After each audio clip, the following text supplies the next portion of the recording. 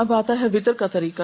رسول اللہ صلی اللہ علیہ وسلم کا وطر پڑھنے کا طریقہ جو عام طور پر تھا، اس کے بارے میں حضرت عائشہ فرماتی ہیں کہ نبی صلی اللہ علیہ وسلم نماز عشاء سے فجر تک 11 رکعتیں پڑھتے، یعنی تہجد کی رکعتیں جو تھی وہ کتنی تھی؟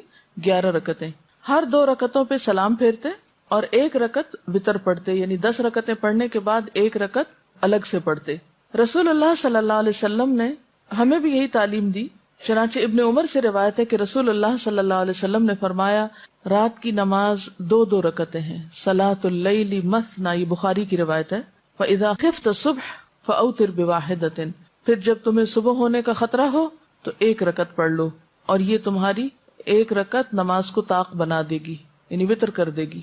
رسول اللہ صلی اللہ علیہ وسلم نے فرمایا، اور یہ مسلم کی روایت ہے، کہ وطر آخر رات میں 1 رکعت ہے. بیسیکلی وطر عشاء کے ساتھ نہیں ہے، وطر عشاء کی نماز کا حصہ نہیں ہے، وطر رات کی آخری نماز ہے، یعنی تہجد کا حصہ ہے بنیادی طور پر. لیکن جو لوگ تہجد نہیں پڑھ سکتے یا نہیں پڑھتے تو وہ سہولت کی خاطر پھر رات ہی کو پڑھ لیتے ہیں عشاء کے ساتھ. رسول اللہ صلی اللہ علیہ وسلم نے فرمایا جب تم رات کو نوافل پڑھنا شروع کرو تو پہلے 2 ہلکی رکعتیں ادا کرو. اور اس میں آپ کیا کر سکتے ہیں، مثلا تحیۃ الوضو کے 2 نفل آپ ہلکے سے پڑھ لیں، ٹھیک ہے نا. وضو کر کے تہجد شروع کرنے سے پہلے ہلکی رکعتیں، یعنی جس میں چھوٹی کوئی صورتیں 2 پڑھ کے تو اسے آپ ختم کر لیں، اور نیت میں رکھیں کہ آپ یہ تحیۃ الوضو پڑھ رہے ہیں، اور اس کے بعد پھر آپ دوسرے نوافل بھی پڑھ سکتے ہیں. آپ صلی اللہ علیہ وسلم نے رات کا قیام کیا، 2 ہلکی رکعتیں پڑھی، پھر 2 طویل رکعتیں پڑھی، پھر ان سے ہلکی 2 طویل رکعتیں پڑھی، پھر ان سے ہلکی 2 طویل رکعتیں، پھر ان سے ہلکی 2 طویل رکعتیں، پھر ان سے ہلکی 2 طویل رکعتیں، پھر 1 وتر.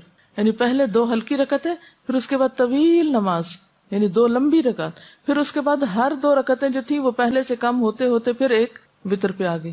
یعنی کرنے کا تو آپ کچھ بھی کر لیں، لیکن وہ جو اتباع کا معاملہ ہے نا، کہ چھوٹی چھوٹی چیزوں میں فالو کرنا، اس کا اپنا ہی ایک مزہ ہے، اپنا ہی ایک لطف ہے. اور یہ مسلم کی روایت ہے. پھر 1 رکعت وتر پڑھا اور یہ 13 رکعتیں ہوئی. حضرت عائشہ روایت کرتی ہیں کہ رسول اللہ صلی اللہ علیہ وسلم 1 رکعت وتر پڑھتے، آخری 2 رکعتوں اور 1 رکعت کے درمیان بات چیت بھی کرتے. یعنی اگر وتر آپ اس طرح پڑھ رہے ہیں کہ 2 ایک دفعہ پڑھ کے اور 1 ایک دفعہ، تو اس کے بیچ میں سلام کر کے بات بھی ہو سکتی. حضرت ابن عمر روایت کرتے ہیں کہ رسول اللہ صلی اللہ علیہ وسلم وتر کی 2 اور 1 رکعت میں سلام سے فصل کرتے. یعنی اگر 3 رکعت پڑھ رہے ہیں تو 2 پڑھ کے سلام پھیر کے پھر 1 الگ. حضرت ابن عباس سے کہا گیا کہ امیر المومنین حضرت معاویہ نے 1 ہی وتر پڑھا ہے. حضرت ابن عباس نے فرمایا کہ انہوں نے درست کام کیا، وہ فقیہ اور صحابی ہیں. یہ بخاری کی روایت ہے. امام مروزی فرماتے ہیں کہ فصل کی 1 رکعت والی احادیث زیادہ ہیں، یعنی اس طرح پڑھنے کا طریقہ زیادہ روایت ہوا ہے. کس طرح؟ یعنی 3 رکعتیں مغرب کی طرح پڑھنے کی ممانعت ہے. 3 رکعتوں میں 2 الگ پڑھ کے سلام پھیر کے اور پھر 1 کھڑے ہو کے الگ پڑھ لی. حضرت عائشہ فرماتی ہیں کہ رسول اللہ صلی اللہ علیہ وسلم رات کو کبھی 7، کبھی 9، کبھی 11 رکعتیں پڑھتے تھے. یہ فرق کیوں ہے؟ کبھی 7 پڑھی تو مطلب کیا ہے؟ 6 نفل ہوئے اور 1 وتر ہوا. کبھی 9 تو 8 کے بعد 1، کبھی 11 یعنی 10 کے بعد 1. ایسا کیوں تھا؟ ہمیشہ 1 نمبر کیوں نہیں رکھا؟ ایک تو اس میں یہ کہ وسعت ہے، کوئی ایک لگی بندی روٹین نہیں. دوسری بات یہ کہ یہ بھی یاد رہے کہ نوافل میں فرض کے درجے میں گنتی نہیں پوری کریں گے آپ. اب فرض جیسے 4 رکعتیں ہیں تو آپ کبھی یہ نہیں کر سکتے کبھی 3 پڑھ لی، کبھی 2 پڑھ لی، کبھی 1 پڑھ لی، کبھی 4 پڑھ لی، کبھی 5 پڑھ لی. یہ نہیں کر سکتے. 4 فرض ہیں تو 4 ہی پڑھیں گے، ٹھیک ہے نا، 3 نہیں کر سکتے. لیکن تہجد جو ہے وہ نفل نماز ہے، اس میں یہ بھی روایت میں آتا ہے کبھی آپ بیمار ہوتے تو بیٹھ بھی جاتے تھے، ٹھیک ہے. حضرت ابو ایوب روایت کرتے ہیں کہ رسول اللہ صلی اللہ علیہ وسلم نے فرمایا وتر ہر مسلمان پر حق ہے، بس جو شخص 5 رکعت وتر پڑھنا چاہے تو 5 رکعت پڑھے، جو 3 پڑھنا چاہے وہ 3 پڑھے، جو 1 پڑھنا چاہے وہ 1 پڑھے. یہ ابو داؤد کی روایت ہے. یعنی اس میں بھی وسعت ہے، زیادہ اور کم دونوں میں چوائس ہے، کر سکتے ہیں. رسول اللہ صلی اللہ علیہ وسلم رات کو کل 13 رکعت پڑھتے، ان میں 5 رکعت وتر پڑھتے تھے، اور ان 5 وتروں میں کسی رکعت میں تشہد کے لیے نہ بیٹھتے مگر آخر میں. یہ صحیح مسلم کی روایت ہے. یہ طریقہ بھی آپ سے معلوم ہوتا ہے. یعنی 2 طریقے پتہ چلے نا، ایک تو یہ کہ 2 پڑھ کے اور آخری رکعت 1 الگ، ٹھیک ہے. دوسرا کیا ہے کہ 2 پڑھ کے مثلاً 6 پڑھ لی اور اس کے بعد 5 رکعتیں مسلسل بغیر بیچ میں اتحیات پڑھے، ٹھیک ہے. تو آپ 5 یا 7 یا 3 یا 9 اگر وتر کی نیت سے پڑھ رہے ہیں تو پھر آپ کس طرح پڑھیں گے؟ بغیر اتحیات پڑھے، رکعت پہ رکعت پڑھتے پڑھتے بس آخری دفعہ اتحیات پڑھیں گے. اور آپ یہ بھی کر سکتے ہیں کہ 2 کر کے اور آخر میں 1 الگ پڑھ لیں. یعنی دونوں طریقے درست ہیں. حضرت عائشہ سے روایت ہے کہ رسول اللہ صلی اللہ علیہ وسلم پہلی رکعت وتر میں سبح اسم ربک الاعلی، دوسری میں قل یا ایھا الکافرون اور تیسری میں قل ھو اللہ احد پڑھا کرتے تھے۔ نبی صلی اللہ علیہ وسلم نے فرمایا ایک رات میں 2 بار وتر پڑھنا جائز نہیں، یہ ابو داؤد کی روایت ہے۔ رسول اللہ صلی اللہ علیہ وسلم نے فرمایا 3 وتر نہ پڑھو، 5 یا 7 وتر پڑھو اور مغرب کی مشابہت نہ کرو۔ یعنی یہ 3 نہ پڑھو کا مطلب یہ نہیں کہ 3 پڑھ ہی نہیں سکتے، اس سے مراد یعنی مغرب کی طرح 3 نہ پڑھو۔ مغرب میں کیا ہوتا ہے 2 پڑھ کے اتحیات بیٹھ کے پھر بغیر سلام پھیرے ہم کھڑے ہو جاتے ہیں، پھر تیسرا ساتھ ہی پڑھ لیتے ہیں۔ تو اس میں یہ کہ اگر 3 آپ نے اکٹھی پڑھنی ہے تو بیچ کا اتحیات نہ پڑھے، تینوں اکٹھی پڑھ لیں، مراد یہ۔ نبی صلی اللہ علیہ وسلم نے فرمایا جو شخص آخر رات میں نہ اٹھ سکے تو وہ اول شب میں وتر پڑھ لے، ٹھیک ہے، اور جو آخر رات اٹھ سکے وہ آخر رات وتر پڑھے، کیونکہ رات کی آخری نماز وتر ہے۔ نبی صلی اللہ علیہ وسلم نے فرمایا رات کو اپنی آخری نماز وتر کو بناؤ، یعنی اگر تہجد کی نیت ہے تو پھر وتر صبح پہ چھوڑ دو، لیکن اگر یہ شک ہے کہ پتہ نہیں آنکھ کھلے گی کہ نہیں تو پڑھ کے سو جاؤ۔ اور اس صورت میں اگر آپ پھر پڑھ رہے ہیں دوبارہ تو کیا کریں گے، پھر خالی نفل بھی پڑھ سکتے ہیں، ایک رات میں 2 دفعہ نہیں، یعنی رات کو بھی پڑھے پھر سویرے اٹھ کے دوبارہ وتر پڑھے، ایسا نہیں ہوتا۔ اگر آپ کو پڑھ لی ہے تو پڑھ لی ہے، اگر سویرے آنکھ کھل گئی نفل پڑھنا چاہتے ہیں پڑھ لیں۔ بعض لوگ اس میں یہ بھی سجیسٹ کرتے ہیں، جس کی میرے پاس ابھی دلیل کوئی نہیں ہے لیکن سنا ہے میں نے اسی طرح، کہ اگر آپ رات کو وتر پڑھ کے سو گئے تو صبح اٹھ کے پہلے 1 رکعت الگ پڑھ لیں، وہ کیا ہوگی رات کی نماز کو طاق کر دے گی، پھر 2 پڑھ لیں، پھر آخر میں 1 پڑھ لیں۔ لیکن اس کی میرے پاس دلیل نہیں ہے سنت سے کوئی، میں نے اس طرح کسی عالم کو کہتے ہوئے سنا تھا، لیکن بہرحال اب آپ پریشان ہو رہے ہوں گے کہ یہ تو سب کنفیوژن ہو گئی۔ اسی کنفیوژن سے بچانے کے لیے تو ہمیں ایک آسان طریقہ بتا دیا گیا ہے جو ہماری درسی نصابی سب نماز کے طریقوں کی کتابوں میں لکھا ہوا ہے، 3 وتر پڑھنے کا طریقہ، اور ہم کھٹ سے پڑھ کے فارغ ہو جاتے ہیں، کوئی نہ پریشانی ہے نہ کچھ۔ میرا آپ سے سوال یہ ہے کہ یہ اتنی ورائٹی کیوں ہے؟ اب جیسے آپ صلی اللہ علیہ وسلم کی جو دعائے استفتاح تھی اس کی کئی ورژنز ملتے ہیں، ہم تو ایک ہی پڑھتے ہیں سبحانک اللہم و بحمدک تبارک اسمک، کیوں، کیا حکمت ہے؟ بنیادی بات یہ کہ جب انسان صرف ایک لگے بندے گھسے پٹے طریقے سے ایک کام سالوں سال کرتا جاتا ہے تو اس کا نتیجہ کیا ہوتا ہے؟ مشین بن جاتا ہے، کوئی اس میں شعور نہیں باقی رہتا، کوئی اس میں سوچ سمجھ کا عمل دخل نہیں رہتا، بس آنکھیں بند کی ہوئی اٹھے ہوئے نماز پڑھ رہے، آنکھیں نہیں کھول رہے اول سے آخر تک، اور کچھ یاد نہیں کہ کیا پڑھا، وہی قل ھو اللہ پڑھی اور بس بات ختم۔ نماز جو ہے اللہ تعالیٰ سے ایک شعوری تعلق کا نام ہے، اور اس شعوری تعلق میں اگر آپ ایک دن ایک طریقہ کریں، دوسرے دن دوسرا، تیسرے دن تیسرا، تو اس سے کیا ہوگا فائدہ کہ ایک نیا پن باقی رہے گا، تمام سنتیں بھی زندہ رہیں گی۔ آپ دیکھیں کہ ایک تو یہ ہو سکتا تھا کہ ہمیں بس ایک ہی طریقہ بتا دیا جاتا اور پھر ہم ایک ہی کے ساتھ چپک کے رہ جاتے، اور اس کا نتیجہ عام طور پر کیا ہوتا ہے کہ نمازیں بے روح ہونے لگتی۔ اور ایک یہ ہے کہ جو کچھ آپ نے کیا وہ سب بتایا جائے جو واقعی صحیح احادیث کے ساتھ اوتھینٹک سورسز کے ساتھ موجود ہے، یعنی یہ سب چیزیں آپ جا کے بخاری، مسلم، ابو داؤد کی کتابوں میں، کتاب الصلاۃ میں خود بھی چیک کر سکتے ہیں۔ اگر آپ کے پاس یہ کتاب ہے نا جو میں آپ کو بتا رہی ہوں آپ خود بھی پڑھ سکتے ہیں، ٹھیک ہے، کیونکہ عام طور پر جب اس طرح کی باتیں بتائی جاتی تو کوٹ کیا جاتا ہے فلاں کہتی ہیں، وہ سب کچھ میرے نام لگ جاتا ہے، حالانکہ یہ میں نہیں کہتی، یہ موجود ہے کتابوں کے اندر، یہ آپ نے کبھی پڑھا نہیں اس لیے پتہ ہی نہیں تو نیا لگتا ہے۔ تو یہ سب بتانے کا مقصد کیا ہے کہ اتنی نمازیں آپ پڑھتے تھے، ہر موقع کی نماز، جتنے بھی خاص کوئی اوکیزن آپ کہنے کو کہہ سکتے ہیں، تو ان میں پھر جب آپ نے قرات کے انداز مختلف اختیار کیے، جیسے تہجد کے بارے میں آتا ہے، کبھی سری قرات کی، کبھی جہری کی، کبھی ایک ہی آیت ساری رات پڑھتے رہے، کبھی 2 رکعتوں میں سورۃ النساء سے لے کر المائدہ تک چلتے گئے، 7.5 پارے چلے گئے، یہ سب کچھ کس لیے؟ تاکہ نماز کے اندر ایک جان رہے۔ کیا یہ ایک حقیقت ہے، آپ اگری کریں گے کہ انسان روٹین کا عادی ہو کر ملل کا شکار ہو جاتا ہے، جس کو عام زبان میں بوریت کہتے ہیں، ہوتا ہے نا؟ اب مثال کے طور پر رکوع کے اذکار ہیں، پتہ شاید آپ کو بھی کہیں پڑھے ہی ہوں، لیکن میں نے جب ان کو ٹرائی کیا، یقین کریں نماز میں ایسا لطف آیا مجھے، کیونکہ ہمیشہ ہم پڑھتے سبحان ربی العظیم، سبحان ربی العظیم، سبحان ربی العظیم، بس ایک ہی چیز آتی ہے، زیادہ سے زیادہ ایک اور دعا ہم نے سیکھی ہوئی ہے، سبحانک اللہم ربنا و بحمدک اللہم اغفر، اس کے علاوہ میں تو نہیں کچھ اور پڑھتی تھی، کہیں ادھر ادھر پڑھا بھی تو اتنا دھیان نہیں دیا، لیکن جب سے مجھے یہ حقیقت سمجھ میں آئی کہ اگر بدل بدل کے چیزیں پڑھے تو نماز میں ایک روح پیدا ہوتی ہے، تو میں نے کل ہی یہ ٹرائی کیا، سبوح قدوس رب الملائکۃ والروح، تو ایک عجیب لطف نماز میں محسوس ہوا۔ تو پہلی تو وہی تسبیح ہے جو سبحان ربی العظیم کی ہے، دوسری وہ جو ابھی میں نے آپ کو سنائی سبحانک اللہم ربنا و بحمدک اللہم اغفر لی، تیسری ہے سبوح قدوس رب الملائکۃ والروح، اور یہ مسند احمد میں بھی ہے، نسائی میں بھی ہے، ابو داؤد میں بھی ہے، مسلم میں بھی، یعنی کتنی کتابوں نے اس کو روایت کیا ہے۔ پھر اسی طرح 6 حدیث کی کتابوں میں روایت ہوئی ہے یہ دعا رکوع کی، اللہم لک رکعت وبک آمنت ولک اسلمت خشع لک سمعی وبصری ومخی وعظمی وعصبی۔ اے اللہ میں نے تیرے لیے رکوع کیا، تجھ پر ایمان لایا، تیرے لیے اسلام لایا، جھکے ہوئے ہیں تیرے لیے میرے کان اور میری آنکھیں اور میرا دماغ اور میری ہڈیاں اور میرے اعصاب، سب کچھ تیرے آگے جھکا ہوا ہے۔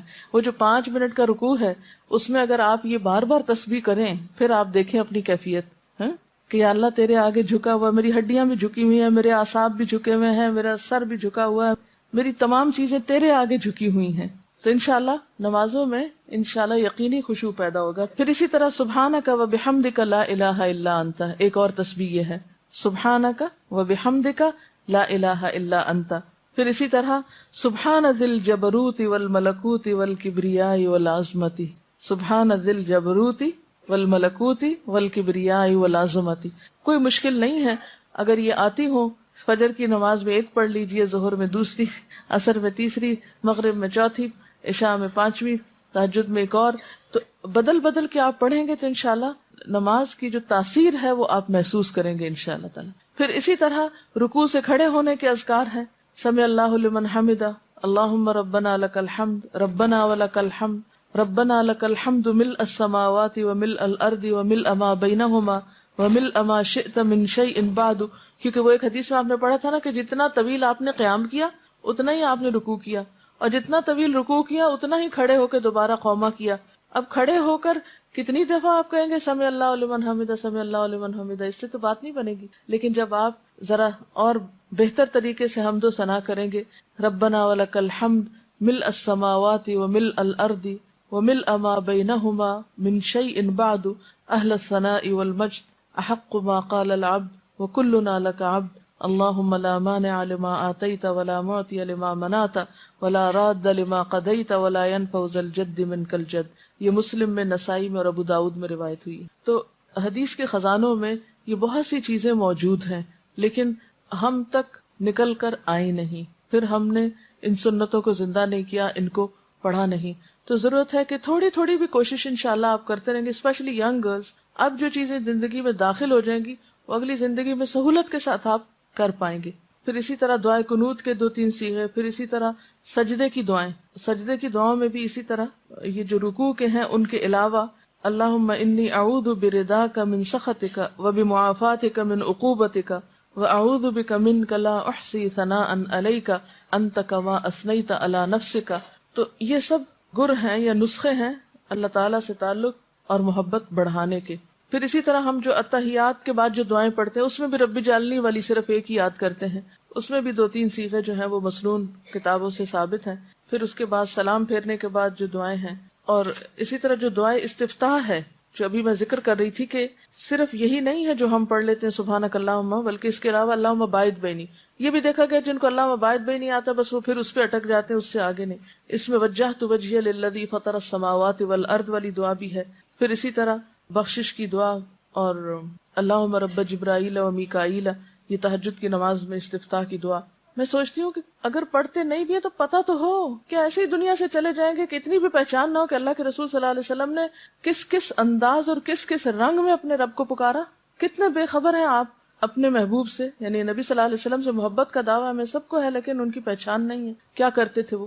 ساری گفتگو کا خلاصہ کیا ہے؟ نفل نمازوں میں سب سے افضل تہجد کی نماز ہے۔ فائدہ بتائیے؟ قرب کا ذریعہ ہے، گناہوں کو مٹانے کا ذریعہ ہے، اور اگلے گناہوں سے بچانے کا ذریعہ ہے، یہ حدیث سے پتہ چلتا ہے، اور پچھلے صالحین کی بھی روش رہی ہے۔ اطمینان قلب نصیب ہوتا ہے کیسے؟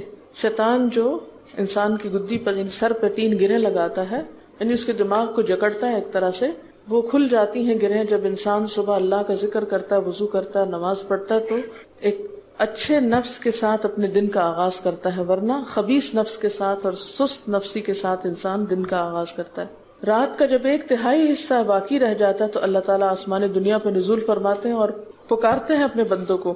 کیا کہتے ہیں؟ ہے کوئی دعا مانگنے والا کہ میں اس کی دعا قبول کروں؟ یہ وقت جو ہے رات کا آخری وقت دعاؤں کی قبولیت کا وقت ہے، اور اس میں خصوصی طور پر قرآن سے کیا پتہ چلتا ہے کون سی دعا سب سے زیادہ پڑھنے کا وقت ہے؟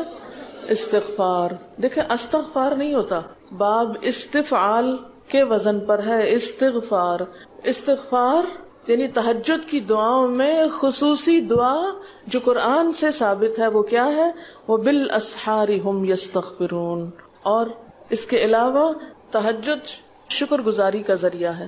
افلا اکون عبدا شکورا، اس شخص پر اللہ کی رحمت ہوتی ہے خاص جو خود اٹھتا ہے اور اپنی بیوی کو جگاتا ہے اور نہ جاگے تو پانی کے چھینٹے مارتا ہے. اور اس عورت پر بھی اللہ کی رحمت ہوتی ہے جو اٹھتی ہے اور پھر شوہر کو اٹھاتی ہے اور نہ اٹھے تو پانی کے چھینٹے مارتی. یہ تو تھے فضائل، ٹھیک ہے. اب یہ ہے کہ تہجد کے وقت اٹھ کر کیا کیا کریں گے. نمبر 1 اللہ کا ذکر کریں گے. تو ذکر میں کون کون سے ذکر؟ پہلا ذکر اللہ اکبر 10 بار، 10 بار الحمدللہ، 10 بار سبحان اللہ و بحمدہ، 10 بار سبحان الملک القدوس، 10 بار استغفر اللہ، 10 بار لا الہ الا اللہ، 10 بار اللہم اعوذ بک من ضیق الدنیا و ضیق یوم القیامہ. یہ ہے ذکر اٹھتے ہی کرنے کا. اور پھر اس کے بعد کیا کرنا ہے؟ وضو سے پہلے آل عمران کی آخری 11 آیات اور اس کے بعد چوتھا کلمہ. چوتھا کلمہ پڑھنے کے بعد اگر کوئی اللہم اغفر لی کہتا ہے تو کیا فائدہ بتایا گیا اس کا؟ اس کو بخش دیا جاتا ہے. اور اگر وہ نماز پڑھتا ہے اس کے بعد یعنی تہجد کی تو اس کی نماز بھی قبول کی جاتی ہے. تہجد کی دعائے استفتاح کیا ہے؟ تہجد کی دعائے استفتاح، ایک تو ہر نماز کی دعائے استفتاح ہے نا، سبحانک اللہم و بحمدک و تبارک اسمک. تو تہجد کی اللہم لک الحمد انت قیم السماوات والارض ومن فیہن آخر تک. اس کے بعد آپ کے قیام اور رکوع اور سجود اور قومہ اور جلسہ استراحت، 2 سجدوں کے بیچ میں جلسہ، یہ کیسے ہوتے تھے؟ آپ کی قرات تہجد میں کیسی تھی؟ ایک طریقہ یہ ملتا ہے کہ ایک مرتبہ ایک آیت پڑھتے پڑھتے صبح کر دی. اور دوسرا طریقہ کیا ملتا ہے؟ سورۃ بقرہ، سورۃ آل عمران، سورۃ النساء اور سورۃ مائدہ تقریباً 7.25 پارے. دوسری روایت میں یہ بات پتہ چلتی ہے. اور وہ شخص کس میں لکھ لیا جاتا ہے جو 200 آیات پڑھ لے؟ اطاعت گزار مخلص لوگوں میں. اس سے ایک نئی بات یہ پتہ چلتی ہے کہ آپ نے سورۃ بقرہ کے بعد النساء شروع کر دی اور آل عمران بعد میں پڑھی، جس سے یہ پتہ چلتا ہے کہ سورتوں کی ترتیب کا ہونا لازم نہیں. قیام اللیل الگ ہے، وتر الگ ہے. آپ اگر قیام اللیل 4 رکعت پڑھنا چاہتے ہیں اور 5 رکعت وتر پڑھنا چاہتے ہیں تو آپ ایسے بھی کر سکتے ہیں. اگر قیام اللیل کے 8 پڑھنا چاہتے ہیں اور 3 وتر پڑھنا چاہتے ہیں تو یہ بھی ٹھیک ہے. وتر ہے، نفل ہے. یعنی وتر ایک سیپریٹ نماز ہے، الگ نماز ہے. جو چاہے 5 پڑھ لے ایٹ اے اسٹریچ، جو 3 پڑھنا چاہے 3 پڑھ لے ایٹ اے اسٹریچ، جو 1 پڑھنا چاہے 1 پڑھ لے، ٹھیک ہے. اچھا، اس سے پہلے نوافل آپ 2 پڑھنا چاہیں 2 پڑھ لیں، 4 پڑھنا چاہیں 4 پڑھ لیں، ٹھیک ہے. لیکن آپ صلی اللہ علیہ وسلم اگر 5 وتر پڑھتے تھے تو پھر باقی نوافل 4 پڑھتے تھے. یہ نہیں کہ آپ پہلے 10-20 نفل پڑھیں اور پھر اس کے بعد وتر. جلدی پڑھنے سے بہتر ہے کہ آپ کے طریقے پر لمبی نماز پڑھیں لیکن اس کو سنت کے اندر ہی رہنے دیں. قیام اللیل کیا ہے؟ رات کے شروع میں ہو تو تراویح کہلاتا ہے، بعد میں ہو تو تہجد. اگر پہلے پڑھ لیا ہے تو بعد میں تکلف نہ کریں. لیکن اگر آپ 2 وقت میں، یعنی آپ کہتے ہیں کہ ویسے تو میری آنکھ نہیں کھلتی، چلو میری نمازیں پتہ نہیں کتنی زندگی میں ضائع ہوئی، کیونکہ آپ کو پتہ ہے یہ حدیث مجھے بہت ڈراتی ہے کہ ایون جو لوگ پوری نماز بھی پڑھتے ہیں تو کسی کو اس کی نماز میں سے 10واں حصہ ملتا ہے، کسی کو اس کی نماز میں سے 5واں حصہ ملتا ہے. اور ایک حدیث میں آتا ہے کہ لک من صلاتک ما اقلت منہا، تمہارا اپنی نماز میں اتنا ہی حصہ ہے جس کو تم نے سمجھ کے پڑھا. اقلتا یعنی جو تمہاری شعوری نماز تھی. اب اللہ ہی بہتر جانتا ہے جو ہم پڑھتے ہیں وہ کتنا حصہ ہمیں اس میں سے نصیب ہوتا ہے. تو اب اگر کوئی شخص رمضان میں اٹھ ہی گیا ہے رات کو تو آپ اسے کہ نہیں پابندی لگ گئی تمہاری، بس سٹاپ یہی ختم کرو، رات کو تراویح پڑھ چکے اب نفل نہیں، تہجد کے وقت پڑھو، تو نہیں، پڑھنے دیں اس کو نفل. کیونکہ نوافل پہ کوئی قید نہیں ہے. ایک ہے احسن مسنون طریقہ، ٹھیک ہے، جو آپ صلی اللہ علیہ وسلم کا تھا، صحابہ کرام نے اختیار کیا اس کے بعد. اور ایک یہ ہے ہم جیسے نکمے لوگوں کا کہ جو اتنی ذاتیاں اپنی جان پر اتنے قصور کرتے ہیں، ادھر سے صحیح نہیں پڑی ادھر سے صحیح نہیں پڑی، تو جب جو موقع نصیب ہو پھر اس سے فائدہ اٹھا لیں. تو ایسی چیزوں پہ لوگوں پہ بہت سختی کر کے انہیں روکے نہ کہ اچھا رات کو پڑھ کے آئے تھے اب پھر تم کیوں کھڑے ہو گئے، رکو یہاں، ایسا نہیں کریں. کرنے دیں، نفل ہی ہے نا، ٹھیک ہے نا. لیکن سنت بتا دیں کہ مسنون کیا ہے. آج کی وتر کی نماز میں سے کیا بات یاد رکھنے کی ہے؟ وتر رات کی آخری نماز ہے. دوسری بات یاد رکھنے کی، وتر 1 3 5 بھی ہو سکتے ہیں اور اس سے زیادہ 9 تک بھی ہو سکتے ہیں. تہجد اور وطر 2 الگ الگ نمازیں. وطر نہ عشاء کی نماز کا حصہ نہ تہجد کی نماز کا حصہ. یہ رات کی آخری نماز ہے، چاہے تو عشاء کے بعد پڑھ لیں، چاہے تو تہجد کے بعد پڑھ لیں. سبحانک اللہم و بحمدک نشہد ان لا الہ الا انت نستغفرک و نتوب الیک. والسلام علیکم و رحمۃ اللہ وبرکاتہ.